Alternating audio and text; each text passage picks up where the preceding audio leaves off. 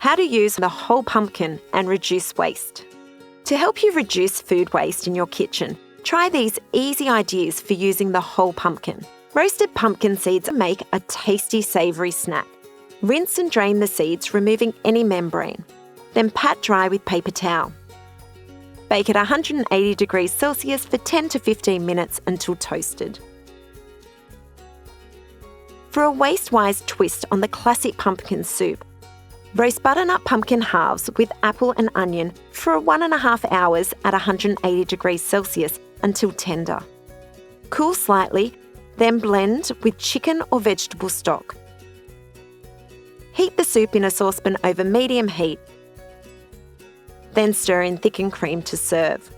Sprinkle with roasted pumpkin seeds. Don't want to throw out pumpkin peels? Here's a great way to use them up. Spread them over a lined baking tray and spray with olive oil.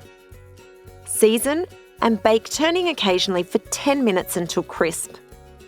Sprinkle peels over a salad of baby rocket leaves and cherry tomatoes. Drizzle with dressing and season. For more ways to reduce waste in your kitchen, click here.